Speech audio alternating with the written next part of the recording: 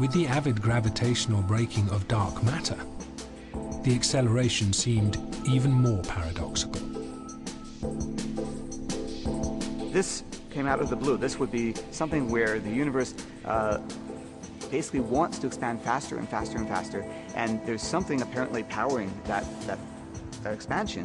And this is new. This is not something we've had before in our physics.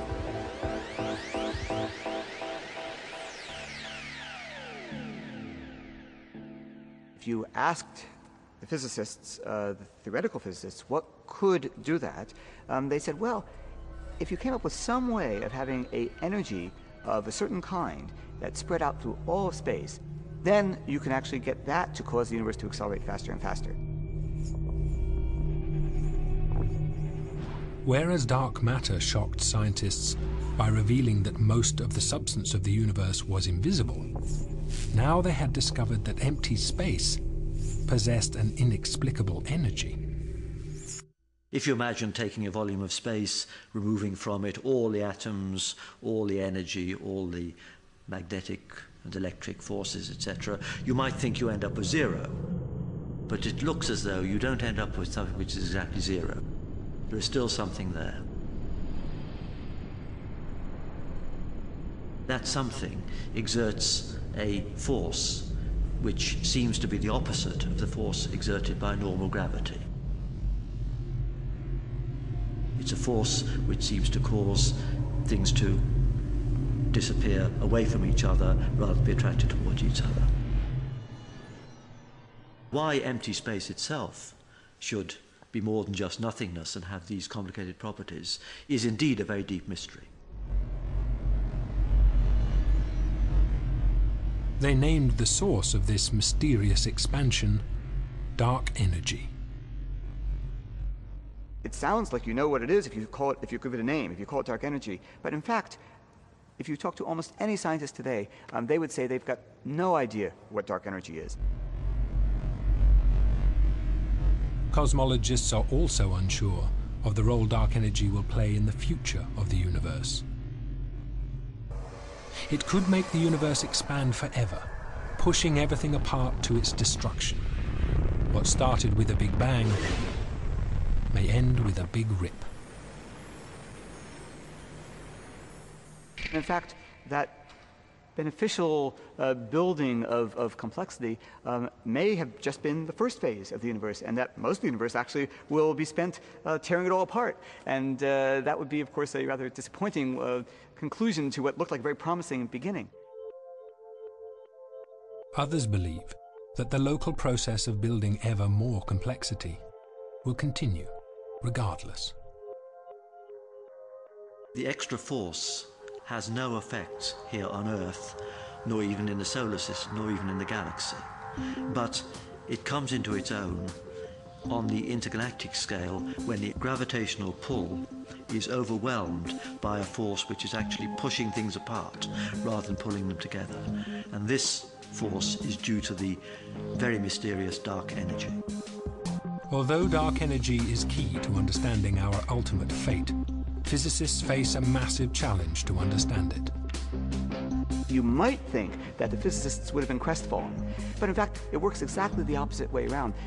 Physicists love a challenge, and I think they love a mystery. And so for them, this was the most exciting, most fun thing that had happened in years. But for some, the likelihood that we have any role or purpose has been made less likely by the very discovery of the dark side of our universe. I think the experience of doing science and learning about science leads to a rather melancholy view of man's position in the universe. We're not in any very important place in the universe or in the laws that govern the universe. Others disagree. Many cosmologists believe we may still have a special place in creation. Whatever part dark matter and dark energy have played up till now, they haven't hindered our evolution. Indeed, we wouldn't be here without them. Perhaps as we come to better understand dark matter and dark energy, we will realize they are not the enemies of the complexity which created us, but vital parts of it. So the question of why we are here is still open. As we've surveyed the cosmos in more detail and with more precise instruments, we've compiled a more complete inventory of the things in it. When we have a deeper understanding of the basic laws, I suspect that we will think that it is natural that we have these three ingredients, though it looks like an unaesthetic complication at the moment. In many scientists' minds, it should be much simpler than that. We should be able to come up with a theory that makes sense out of all these things all at one time. Suddenly we'll see, oh, with that fundamental simple principle, it all makes sense. You don't have to have lots of different explanations for different things. It all fits into one big story. That's the aha moment that we're looking for. We want to have that real sense of, that's, that must be the truth.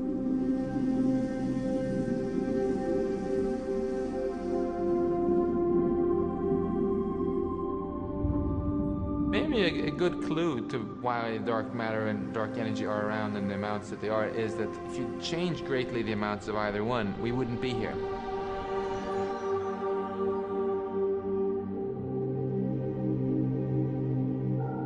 With no dark matter, our galaxy wouldn't have had enough gravitational material pulling it together to actually form. With the dark energy, it's the opposite. The dark matter is our friend. We need it to form objects. Dark energy is our enemy. If you have too much of it, it just stops things from forming and blows things apart.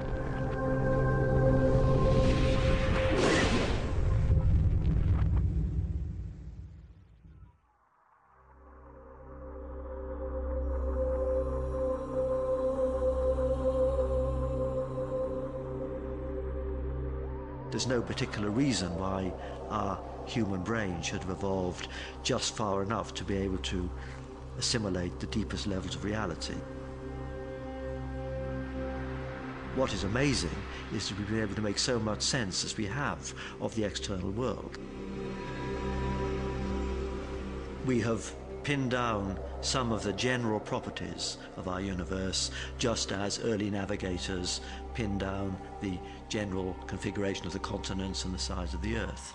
But that was not the end of exploration of the Earth, and likewise we are at the beginning rather than at the end of our exploration of the universe.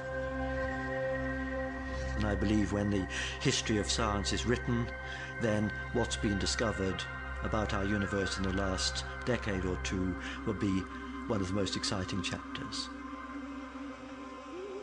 But the key question, of course, is what we still don't know, and that is the challenge for the coming century.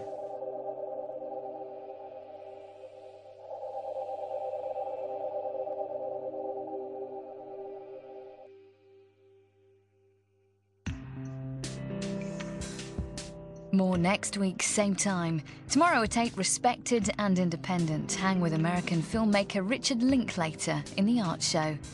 But next tonight, check out the pom-poms on Kirsten Dunst in the cheerleading film Bring It On.